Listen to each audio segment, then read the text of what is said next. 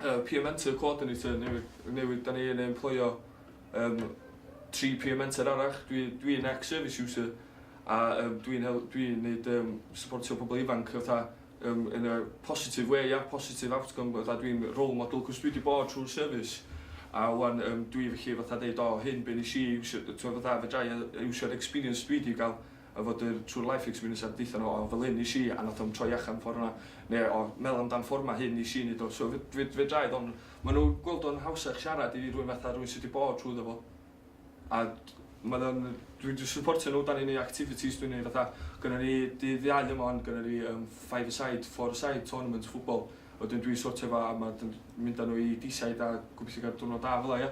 Dwi'n neud lot o activities eraill, dwi'n neud stencils yma, da chi'n gyd gweld o'man. Dwi'n neud lot o pethau, dwi'n just gael gôn efo a wedyn dwi'n trio dod nhw siwyd i pobl ifanc sydd yn neud o. So dwi wedi newid neud un fan, dwi wedi neud yn ali a dwi'n yn smart ia. So dwi'n gobeithio efo sgiliau na fe draed ond os pobl ifanc sydd yn neud o a sydd yn neud allan o be. Un o'r ddau pres paent o la a wedyn neud rhywbeth allan yn ma'n rili da. Be dwi wedi pigo rei specific characters ydy, cos mae rei hein ydy bod yn Digartref. Oedd Daniel Craig, pan oedd o'n struggling actor, oedd o'n cysgu ar y strydoedd ar park bench yn Llundain cyn i fo gael James Bond a layer cake a bod dim fel la. A wedyn efo rei eraill gynna fi Alfie Moon, so gynna Shane Ritchie, pan oedd o'n 16, gath o promise a job i ffwrdd, nath o fynd yna a gath o'n job. A wedyn, so nath oedd o'n cysgu ar y ryff wedyn ar y strydoedd fyd. Wedyn gynna fi Rocky, so Sylvester Stallone, oedd o'n byw ar y Port Authority bus station am 2 wsos cyn i fo gael un o'r jobsys, oedd o'n gorau gweithio pan oedd o'n byw ar y stryd fel la. A wan, mae'n multi-pound millionaire. Wedyn gynna fi Halle Berry, nath i homeless, oedd hi'n 21, oedd hi'n homeless shelter yn New York. Mae'n chwythu gynna nhw, Connell Sanders, dim ond honsw, fydda fynd trwyddo ni gyd. So, enw fi di Tracey, dwi'n gweithio'r prosiect i Agor Drysau, sydd wedi sefydlu ers rhyw blwyddyn a hanner rwan, a gathon ni pres gen y loteri, a gynnu ni blwyddyn a hanner arall ar ôl.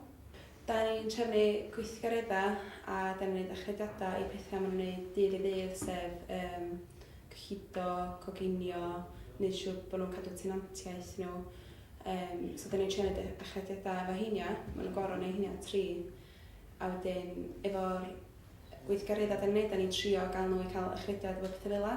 Fatha nathon ni wal graffiti yn hosteli ni, a maen nhw wedi cael achrediad efo street art o pethau fel la.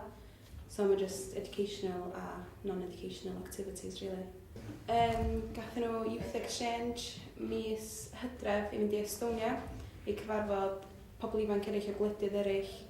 Oedden nhw'n am wsos yn gwneud perfformiad a nath nhw'n gwneud flash mob a nath ni mynd â 3 pobl ifanc efo ni a oedd hyder nhw yn anhygoel ar diwedd yr wsos. Wel, dwi'n gwybod, os o'n i wedi gael GISDA, dwi'n meddwl, os o'n nhw'n just yn ei fflat i fi fel e, basically, a just yn ei fflat a yn da hi i'w goriadau a ddim supportio fi sut i setio fyny, cos o'n i'n gwybod sut i setio fyny gas electric.